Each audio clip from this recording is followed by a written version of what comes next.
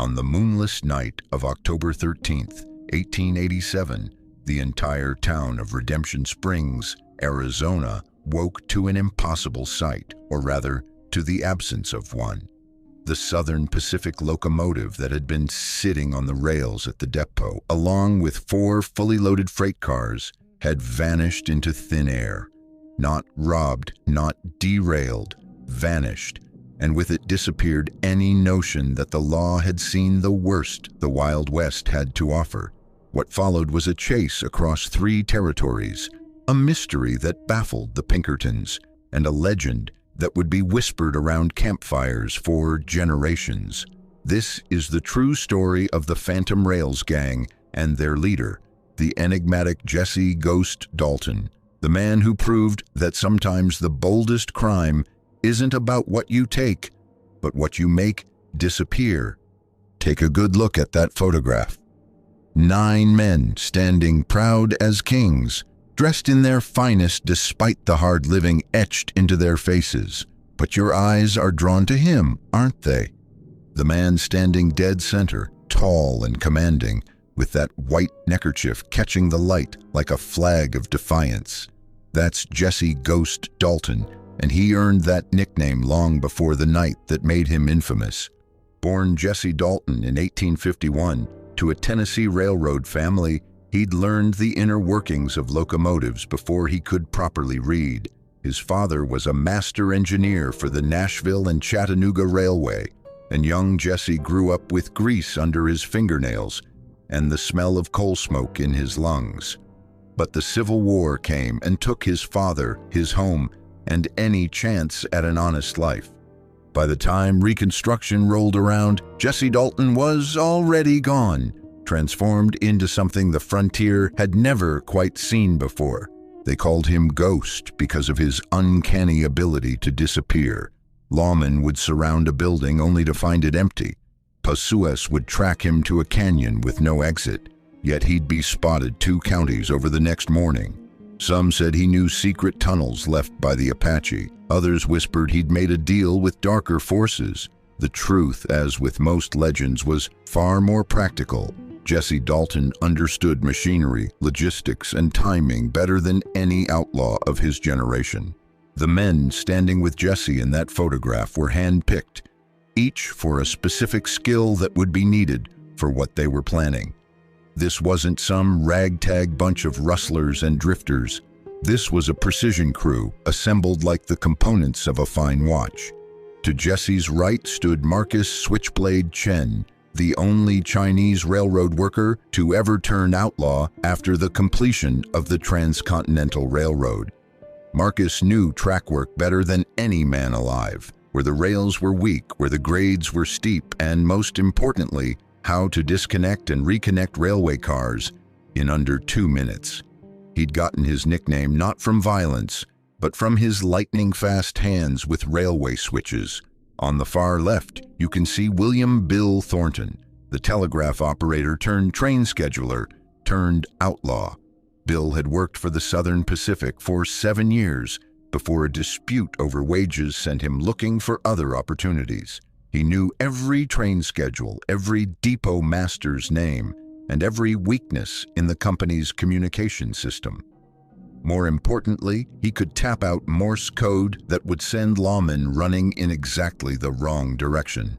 The younger man kneeling in front was Thomas "Tommy" Delaney, barely 22, but already the best horse wrangler in 3 territories. When you're planning to steal a train, you need someone who can arrange for horses to be in exactly the right place at exactly the right time. Tommy could do that in his sleep. The others, Diego Alvarez, Frank Whistler Murphy, Samuel Cobb, Jack Rattlesnake Morrison, and the quiet one they only ever called Kansas, each brought their own essential talents. Together they called themselves the Phantom Rails Gang, and they were about to attempt something that would be talked about for the next century. It started, as most great crimes do, with a simple observation. Jesse had been sitting in a saloon in Tucson when he overheard 2 Southern Pacific executives complaining about a delayed shipment. A locomotive and 4 freight cars were going to be sitting idle at the Redemption Springs depot for 3 days while they waited for track repairs further up the line. 3 days. 3 long days and nights of just sitting there, unguarded except for a single night watchman. Most outlaws would have heard freight cars and thought about robbing them. Jesse heard something different. He heard opportunity. "We don't rob the train," he told his assembled gang 2 weeks later, gathered in an abandoned mining camp in the Superstition Mountains. "We take the whole damn thing." The silence that followed was profound. "The whole train?" Marcus finally asked, his accent thick with disbelief. "The whole train," Jesse confirmed. "Locomotive, tender, and 4 freight cars. We drive it right off their rails and onto a spur line that officially doesn't exist anymore. Then we take our time unloading it at our leisure." It was insane. It was impossible. It was brilliant. For 3 weeks, the Phantom Rails gang prepared, while Jesse and Marcus scouted the depot and studied the locomotive, a Baldwin 440 American type, they learned, with a full tender of coal and water. Bill Thornton worked on the telegraph angles. He began sending false reports about Apache troubles 70 miles north, gradually drawing the local cavalry garrison away from Redemption Springs. Tommy Delaney, meanwhile, was arranging the most complex horse relay in outlaw history. They'd need fresh mounts stationed at 7 different points along their escape route, not just for the men, but for the rapid communication system they'd need to coordinate the operation. Diego and Frank went to work on the most critical element, the spur line. 20 years earlier, a mining company had built a rail spur off the main line, cutting through the hills to a silver mine that never panned out. The rails had been left to rust, officially abandoned. But with 3 weeks of secret nighttime work, Diego and Frank quietly repaired a crucial 2-mile stretch, replacing rotted ties and straightening twisted rails. They worked only by moonlight, covering their tracks each dawn. The genius of Jesse's plan was in the misdirection. Everyone assumed train robbers wanted what was on the train. No one imagined anyone would want the train itself. No one was watching for that. The night of October 13th, 1887. The night was darker than a banker's heart, as they used to say. No moon, heavy clouds, and a wind that carried away sound. Perfect conditions. At precisely 11:47 p.m., Bill Thornton walked into the Redemption Springs telegraph office, which also doubled as the night station master's quarters. The station master, a man named Horace Kilby, was surprised to see a Southern Pacific inspector at this hour, but the credentials Bill showed him looked authentic enough. While Bill kept Horace occupied with questions about track conditions and scheduling irregularities, Kansas slipped in through the back and rendered the poor man unconscious with a carefully measured dose of chloroform. At the depot, Jesse and Marcus approached the night watchman, a retired railman named Pete Sullivan, who was known for his honesty and his deftness. Jesse simply walked up to him, tipped his hat, and showed him what appeared to be transfer papers from the Southern Pacific main office. In the dim lantern light, Pete's old eyes couldn't make out the details, but he could see the official-looking stamps and seals forged by a talented artist in Tombstone. The papers stated that due to scheduling changes, the locomotive and cars were being moved to a maintenance facility in Tucson immediately. Pete was suspicious. This was highly irregular, but Jesse's demeanor was calm and professional. Marcus was already in the locomotive, bringing up steam pressure while Frank and Samuel were checking the couplings. Before Pete could fully process what was happening, Jesse had pressed a $20 gold piece into his hand for his trouble and climbed aboard. Look at Jesse in that photograph again. See that calm confidence in his posture? That's what he showed Pete Sullivan that night, the absolute certainty of a man who belonged exactly where he was.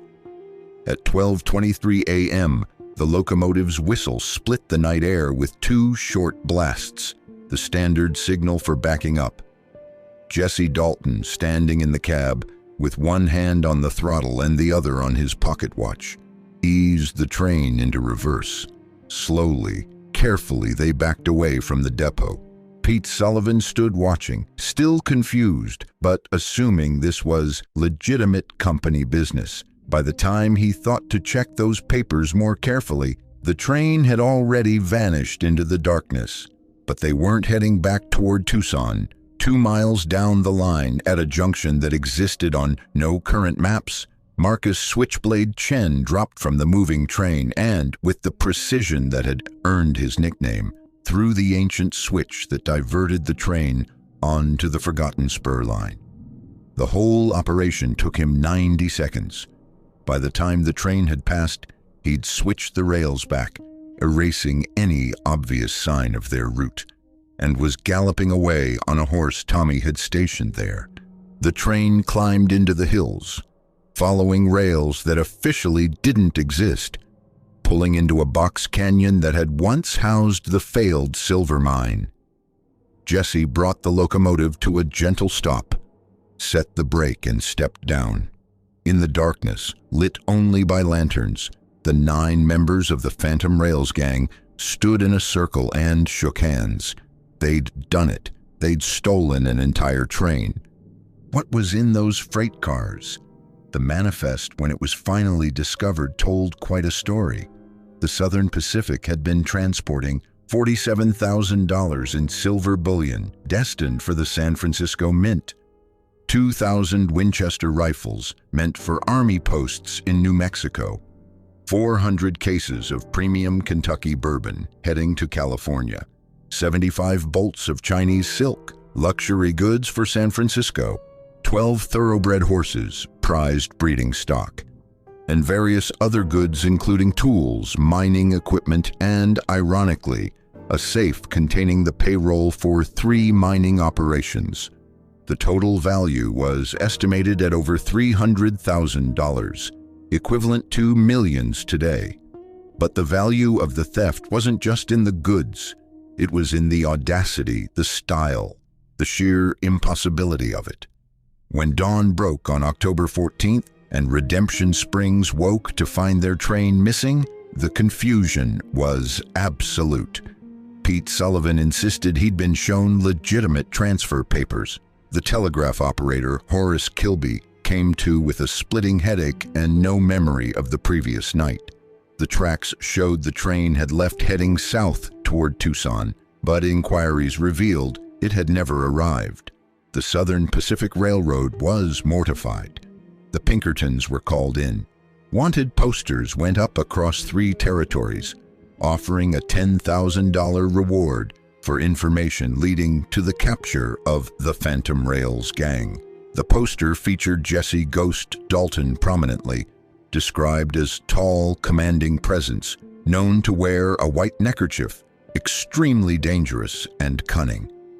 Possess combed the territory. The cavalry was called back from their wild goose chase up north.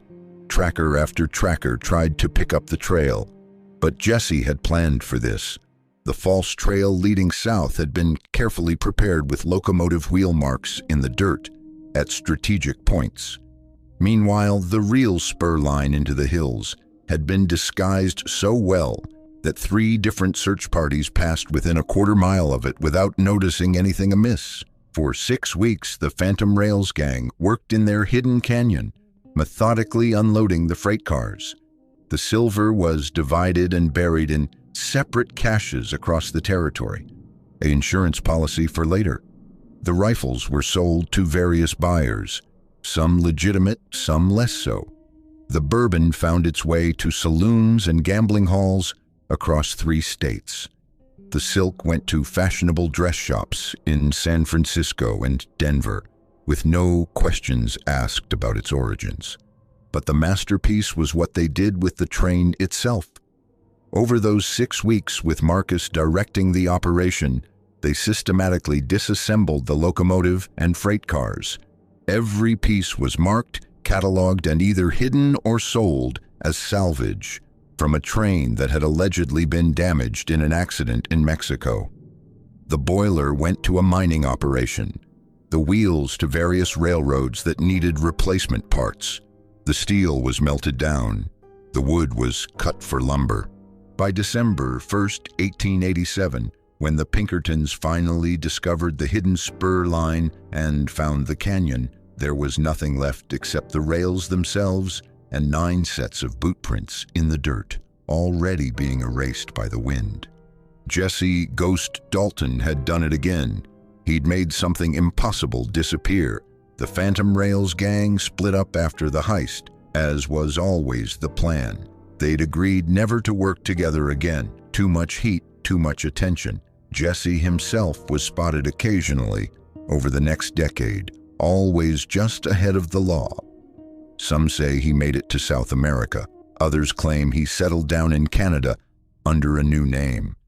A few insist he actually went straight, using his share of the take to buy a ranch in Montana, where he lived as a respectable cattle baron. The truth?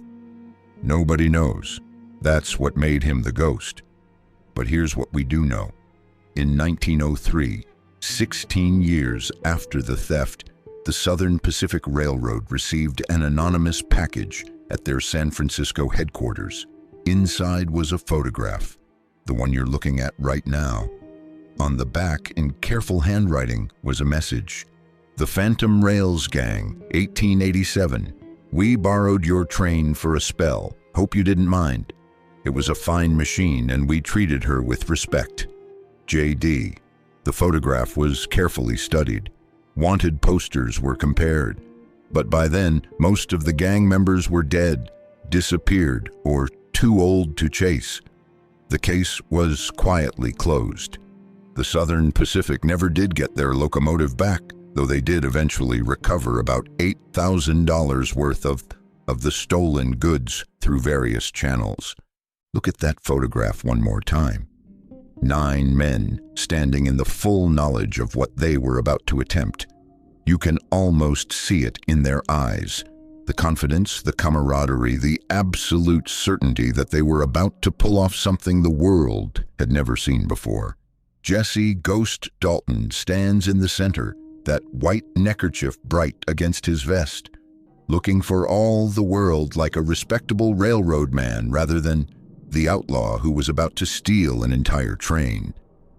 Maybe that was his greatest trick, looking like he belonged wherever he was, doing whatever he was doing. The theft of the Redemption Springs train remains one of the most audacious crimes in Western history. Not because of the violence, there was none. Not because of the money, though it was substantial, but because of the sheer impossible boldness of it. 9 men, 1 night, 1 train, vanished into legend. They say on quiet nights in certain parts of Arizona, you can still hear a train whistle echoing through the hills where no tracks exist. Old-timers will tell you it's the ghost, still running his phantom rails, always 1 step ahead of the law. And you know what? Looking at this photograph, at that calm, confident man in the center, I almost believe them. The Phantom Rails Gang rode into history on October 13th, 1887, and they did it in style, stealing not just treasure but an entire train, and making it disappear like smoke on the wind.